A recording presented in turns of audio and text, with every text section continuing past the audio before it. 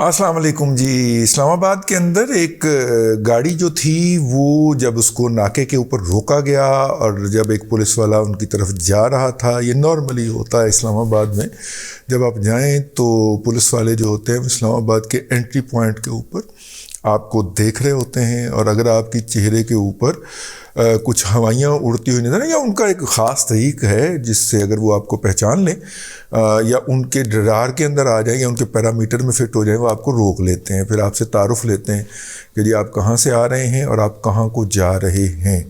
यही चेक करने के लिए जब एक गाड़ी को रोका गया तो उस गाड़ी के अंदर ब्लास्ट हो गया, और उस ब्लास्ट के नतीजे में एक पुलिस अफसर जो था वो मौके पे शहीद हो गया। एक सुनायब नहीं, वो तो वो बन्नू वाले CTD सेंटर्स का एक और शहीद हुआ है।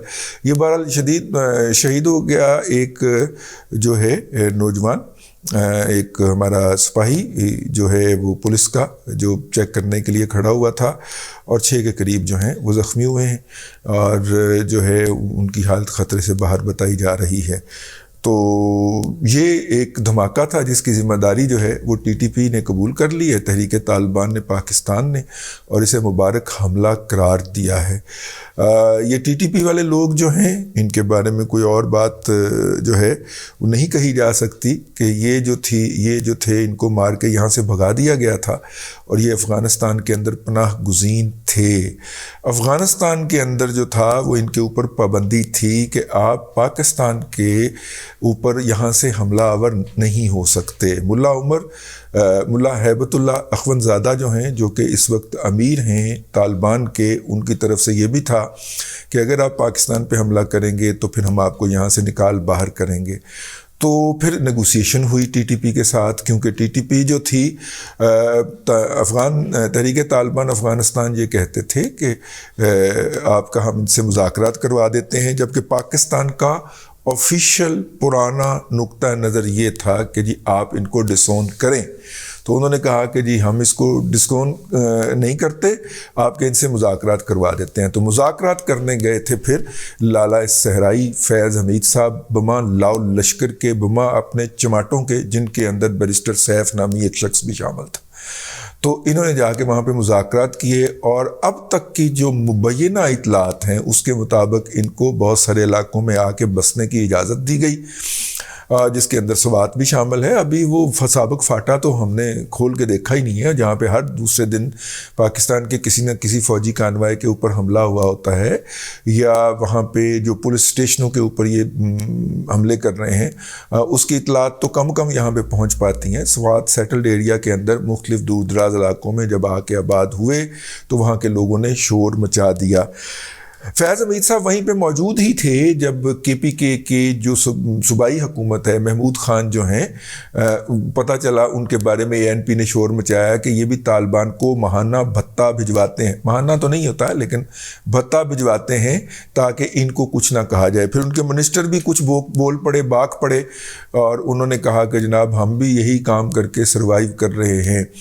ये जो है ना, ये बाप को आला तालीम के लिए बाहर भिजवाने वाला मुराद सईद जो है, ये भी अपनी कॉन्स्टिट्यूंसी के अंदर बहुत अरसे नहीं गया, और बहुत अरसे से नहीं गया, और वजह उसकी यही थी कि ये वहाँ से भागा हुआ था, और इसको उन्होंने पैगाम भेजा कि जनाब इतना भत्ता भिजवाओ। तो इसने नहीं भिजवाया, तो फिर ये वहाँ से भाग आया। तो फिर ये वहाँ पे इनके घर में गए, इसके बेडरूम में घुस के उन्होंने वीडियो कॉल की, और ये इतने बड़े क्रिमिनल हैं कि इन्होंने इसका किसी को बाकायदा, ये सलीम साफ़ी साहब की बाकायदा उन्होंने TV पे बैठ के बताया कि उन्होंने इसके घर में घुसे, इसके बेडरूम में गए, और बेडरूम में बैठ के इसके जो भी अजीज़ बैठे हुए थे वहाँ से उनसे वीडियो कॉल करवाई कि उनको कॉल करके बताओ कि हम यहाँ पे पहुँच गए हैं, और उसने वादा खिलाफ़ी की है, और वो समझता कि हमसे भाग जाएगा। तो ये वो नस्ल है जो वहाँ से भागी हुई है, और यहाँ पे आके जो है वो ज़मान पार्क के बाहर खैमों में और टेंटों में बैठ के ना हकीकी आज़ादी जो है उसके नारे लगा रही है। تو خیر یہ وہاں پہ جب پکڑا تھا تو یہ چپ کر کے بیٹھے ہوئے تھے، کرمنل سائلنس تھی ان کے بیاف کے اوپر. اور اب جب وہاں پہ حملے شروع ہوئے ہیں تو بڑے آرام سے انہوں نے جھاڑ کے کہا ہے مٹی کے، یہ تو وفاق کا کام ہے، اس کے اوپر وفاق کام کرے. یعنی کہ اگر وہاں پہ سی ٹی ڈی کے ملازمین کو 4 ماہ سے تنخواہیں نہیں مل رہی تو وفاق پیسے دے تو تنخواہیں دیں گے. یہ صرف لوٹ مار کرنے کے لیے وہاں پہ بیٹھے ہوئے ہیں. بالکل اسی طرح جس طرح پنجاب کے اندر 2 ارب 1.5 ارب روپیہ ایم پی ایز کو بخشنے لگا ہے، پرویز الہی ناتج صاحب جو ہیں وہ بخشنے لگے ہیں. کہا یہی جا رہا ہے کہ وہ تاکہ یہ لوگ جو ہیں اپنے حلقوں کے اندر ترقیاتی کاموں کے نام کے اوپر جو لوٹ مار کر سکتے ہیں وہ کر لیں. اور عدالت نے ان کو اس لوٹ مار کی باقاعدہ اجازت دے دی ہے. وہ ہم اگلے الگ ولاگ کے اندر بات کریں گے. لیکن واپس آتے ہیں، یہ بہت سارے دنوں سے جاری تھا. ہمارے پاس بھی کچھ لنکس بھجوائے گئے اور لوگوں نے کہا کہ اس کے اوپر پروگرام کریں کہ ٹی ٹی پی یہ جو ہے، یہ جو ان کے کوئی لیڈر مارا گیا تھا افغانستان کے اندر ڈرون کے اندر، میرا خیال ہے وہ صاحب جو ہیں وہ یہ کرتے ہوئے پائے جا رہے ہیں کہ جناب آپ پاکستان کے کسی بھی جگہ کے اوپر ہیں، ہمیں بتائیں، ہم آپ کو اسلحہ بھی دیں گے اور آپ کے گھر آ کے تربیت بھی دیں گے. یہ دیکھیں، یہ ویڈیوز اپلوڈ ہوئی ہیں، اس کا کچھ کریں، اس کے اوپر آواز بلند کریں. ہم نے کوئی ایک آدھ ولاگ میں اس کا تذکرہ بھی کیا. لیکن مسئلہ یہ ہے کہ دیکھیے، ایک ہوتا ہے مطلب کہ ایک ہوتی ہے نارمل دوائی، ٹھیک ہے. نارمل دوائی جب اثر نہیں کرتی تو پھر اسٹیرائڈ دیتا ہے ڈاکٹر کے، ٹھیک ہے. اور آخر میں سرجری پہ معاملہ چلا جاتا ہے. فوج جو ہوتی ہے یا یہ والے پیراملٹری فورسز جو ہوتی ہیں، یہ سرجری ہوتی ہے. آپریشن جو ہوتا ہے وہ سرجری ہوتا ہے. اس سے پہلے نارمل میڈیسن بھی ہوتی ہے. یہ جو پولیس ہوتی ہے اس کو انگیج کر کے، اس کو امپاور کر کے، وہاں پہ سارے سی ٹی ڈی کے تو آگے زمان پارک کی حفاظت کے لیے بیٹھے ہوئے ہیں، تو سی ٹی ڈی سینٹر پہ قبضہ کیوں نہ ہو. بہرحال پاکستان کے جو مذاکرات ہوئے تھے، جو وہ ہنا ربانی کھار صاحبہ کرنے گئی تھیں، اس کے اندر جو بات چیت ہوئی تھی، اس بات چیت کے اندر یہ کہا گیا کہ دیکھیے، مختلف باتیں کہی گئی نا. مثلاً یہ کہا گیا کہ آپ نے یہاں پہ ایک گلوب بنایا ہے کابل کے اندر، جس کے اندر آپ نے افغانستان کی سرحد جو ہے وہ پہنچا دی ہے جناب اٹک تک. تو یہ تو قابل قبول نہیں ہے، اور کشمیر بھی، ٹھیک ہے. تو اس کے اوپر پھر آگے سے یہ جواب آیا کہ وہ ہم ذرا حاشیہ لگا رہے تھے اس کو ہائی لائٹ کرنے کے لیے، افغانستان کو ہم کوئی ایسی نہیں رکھتے. تو پھر انہوں نے کہا کہ یہ درست کر دیں. تو ذرائع بتا رہے ہیں کہ وہ درست نقشہ کر دیا گیا ہے. دوسرا انہیں کہا گیا کہ پین آپ نے ہیوی آرٹلری کا فائر ادھر کے مارنا شروع کر دیا. تو اس کا ان کے پاس جواز یہ تھا کہ جناب ہم نے تو ابھی توپیں رکھی تھیں تو وہ چل گئیں، ہمیں پتہ ہی نہیں چلا. یہ سارے لیم ایکسکیوزز ہیں. لیکن بہرحال حکومتی سطح پہ آپ کو افغان طالبان کی حکومت کے یہ لیم ایکسکیوز ماننا پڑیں گے یا پڑ رہے ہیں. جو انٹرنیشنل میڈیا کو وہ مسلسل فیڈ کر رہے ہیں وہ یہ ہے کہ جی ہم نے یہ ڈیورنٹ لائن لی رہنے دینی، اور ڈیورنٹ لائن کے اوپر یہ جو انہوں نے تاریں لگائی ہیں یا خاردار تاریں جو لگائی ہیں یا جو رکاوٹیں لگائی ہیں، ہم اس کو نہیں مانتے. تو بھائی ہم تو جو ہیں وہ آپ کے افغانستان کو ہی نہیں مانتے. پھر اگر یہ بات ہے، ہم تو کابل کو زیر نگین لائیں گے، کابل تو ضلع بنے گا ایک پنجاب کہہ رہا ہوں، کے پی کا ایک ضلع بنے گا. پھر یہ بات ہوگی تو پھر یہ بات بھی تو آگے سے ہوگی نا، کسی کو کرنی چاہیے. ٹھیک ہے، اگر آپ انٹرنیشنلی ریکگنائزڈ بارڈر کو نہیں مانتے تو پھر ہم بھی آپ کے اس ڈیورنٹ لائن کو نہیں مانتے. ہم کہتے ہیں کہ یہ کابل اور کندھار جو ہے وہ پھر چمن کی تحصیل بنے گی. پھر مطلب بات جب نکلے گی تو آگے تک جائے گی نا، پھر یہاں پہ نہیں رکے گی حضور. ٹھیک ہے، اور یہ بات ہے. یہی بات جو تھا وہ ان کے جو پچھلے حکمران تھے جو کہ جن سے طالبان نے اقتدار چھینا ہے وہ کرتے ہوئے پائے جا رہے تھے. بہرحال ہمارے ذرائع کا یہ کہنا ہے کہ وہ والی ہاسٹیلٹی تو اس دستیاب نہیں ہے اس وقت افغان حکومت کی قیادت کے اندر جو کہ پہلے ہوا کرتی تھی. لیکن نچلے لیول کے اوپر چونکہ ان کی کوئی ریگولر آرمی تو نہیں ہے، وہ سارے وہ گریلا وارز لڑکے اور وار لارڈ جو ہیں ان کو اکٹھا کر کے فوج بنا دی گئی ہے نا. تو آپس میں ان کی کوئی قیادت بھی نہیں ہے اور لیڈرشپ بھی نہیں ہے، اور اس لیے ہیبت اللہ اخوندزادہ صاحب کا وہ جو فتویٰ ہے یا جو حکم ہے اس کو حکومت پاکستان کو اپریشیٹ بھی کرنا چاہیے اور اس کو مشہور بھی کرنا چاہیے. اور یہ جو میڈیائی اٹیک شروع ہو گیا ہے اور فوری طور پہ کہا جا رہا ہے کہ پاکستان کے اوپر وہاں سے اٹیک ہو رہا ہے، میرا خیال یہ بھی اوور اسٹیٹمنٹ ہے. ظاہر ہے جب آپ ان کے ساتھ بیٹھے ہیں، مذاکرات کیے ہیں، لیکن ہینا ربانی خان صاحب کے واپس آتے ہی ایک دم معاملہ پاک گیا.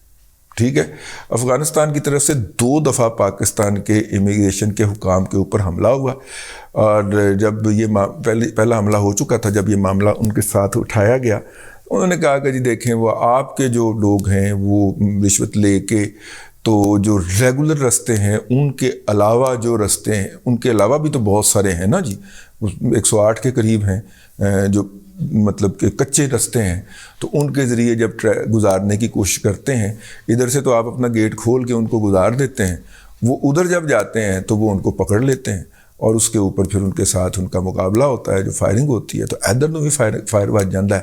تو آپ جو ہے نا وہ اپنے، یہ ان کا کہنا ہے کہ آپ اپنے لوگ وہاں پہ جو ہیں ان کو مناسب تربیت دیں تاکہ وہ رشوت کے اوپر اتنا لک نہ باندھیں. ٹھیک ہو گیا جی، یہ ہم سن کے آئے ہیں وہاں سے. تو اسی طرح یہ بھی خبر کل جو ہے وہ ذرائع کے حوالے سے میڈیا کی زینت بنی کہ پاکستان سے روزانہ جو ہے تقریباً $15 ملین $1.5 کروڑ جو ہے وہ روزانہ کا افغانستان سمگل ہوتا ہے اگینسٹ دا ٹریڈ. پہلے یہ لوگ یہاں سے پاک روپی کے اندر جایا کرتے تھے، لیکن طالبان نے جب یہ حکم جاری کیا کہ کابل کے اندر پاک روپی جو ہے اس کے اندر تجارت منع ہے، تو اس کے بعد سے پاکستانی ڈالر پہ پریشر پڑ گیا، کیونکہ پہلے یہاں پہ وہ جو آ کے اپنی سبزی اور اپنا پھل بیچا کرتے تھے، اس کے عوض وہ پاک روپی بھی لے لیتے تھے اور پاک روپی بھی لے جایا کرتے تھے. اب وہ جو ہیں وہاں سے ڈالر خرید کے لے کے جاتے ہیں، 252 روپے تک کا وہ ڈالر خریدتے ہیں، وہ ڈالر میں ادائیگی وصول کرتے ہیں. ٹھیک ہے، تو یہ بھی پاکستان کو ان سے ٹیک اپ کرنا چاہیے کہ جناب اگر پچھلے کم از کم 50 سال سے، بلکہ جب سے افغانستان وجود میں آیا ہے، تو کابل کے اندر پاکستانی روپی ایک قابل قبول کرنسی رہی ہے. تو اب آپ کو کیا تکلیف ہے؟ اب تو ہم آپ کے دوست ہوتے ہیں، ہم انٹرنیشنل فورمز کے اوپر جو ہے وہ آپ کا کیس پلیڈ کرتے ہیں، تو آپ نے ہماری ہی کمر کے اندر چھرا گھونپ دیا ہے. یہ جو اس وقت ڈالر کا اوپن مارکیٹ کا ایک کرائسس آیا ہوا ہے، اس کی وجہ مالی نہیں خارجہ ہے، یعنی کہ فورن افیئر ہے. کیونکہ کابل کے اندر جو اب دیکھیں نا، پہلے یہ روایت رہی ہے کہ کابل کے اندر ڈالر سستا ہوتا تھا، کیونکہ وہاں پہ جو بھی ایجنٹ ہوتے تھے امریکیوں کے، ان کو ڈالروں میں پیمنٹیں ملتی تھیں، وہ ڈالر ادھر آ جاتے تھے. اس کے نتیجے میں کابل میں پشاور میں اور کوئٹہ میں ہمیشہ ڈالر سستا ملا کرتا تھا، کراچی میں، لاہور میں ڈالر مہنگا ہوتا تھا. یہ 75 سالہ تاریخ میں پہلی مرتبہ ہوا ہے کہ طورخم اپنا ادھر ڈالر مہنگا ہے پشاور میں اور کوئٹہ میں اور لاہور میں، اور کراچی میں سستا ہے. وجہ کیا ہے کہ اب جو وہاں سے ٹریڈر آتا ہے وہ ادائیگی ڈالر میں واپس لے کے جانے کے اوپر اصرار کرتا ہے. نتیجے کے طور پہ یہ ہو رہا ہے. یہ آغاز ہے. میرا نہیں خیال کہ جو ہمارے ادارے ہیں ان کے پاس ان کے نقشے موجود نہ ہوں کہ یہ کون، کیونکہ جب بس رہے ہوں گے تو کسی نہ کسی نقشے کے تحت ہی بسائے گئے ہوں گے نا، کہ فلانا گروپ جو ہے وہ اپنے خاندان وہاں پہ آ کے بسا لے اور فلانا وہاں پہ بسا لے. ورنہ موجود ہیں فیض حمید صاحب، ان کو بلا کے ڈی بریفنگ کر لیں ان سے کہ پائن کی کتنے تیلی لا کے گئے تو کتنے برود بھر کے گئے سو، ان سے پوچھ لیں. تو وہ نقشے تو موجود ہیں، اور ان کو کہا جائے کہ دیکھو بھائی تمہارے خاندان یہاں ہیں، تمہارے بچے یہاں ہیں، کو خدا کا خوف کرو، یہ کام نہ کرو. ٹھیک ہے، اور میرا مطلب ہے کم از کم یہ میسج تو جانا چاہیے، اور یہ میسج ساڑھے ولاگ کے ذریعے چلا جائے. لیکن بہرحال انہوں نے ایک حملے کا آغاز کیا ہے، اور حملے کے جواز جو ہیں وہ ہم نے خود فراہم کر رکھے ہوئے ہیں. دیکھیے مستقبل میں کیا ہوتا ہے. لیکن یہ ایک تازہ ترین صورتحال تھی، میں نے کہا اس کو ڈسکس ضرور ہونا چاہیے. اب تک کے لیے اتنا ہی. افغان طالبان کیا کہہ رہے ہیں، ان کی حکومت کیا کہہ رہی ہے کابل میں بیٹھی ہوئی، ٹی ٹی پی کیا کر رہی ہے، اور جو اسلام آباد میں بیٹھے ہوئے لوگ ہیں وہ کہاں سے کانٹے نکالنے کی کوشش کر رہے ہیں، جو کہ جناب فیض حمید صاحب بو کے گئے ہیں. اب تک کے لیے اتنا ہی. اگلے ولاگ کے اندر پھر ملاقات ہوتی ہے. اللہ تبارک و تعالیٰ آپ کو آسانیاں عطا کرے اور آسانیاں خلق خدا میں تقسیم کرنے کی توفیق عطا کرے.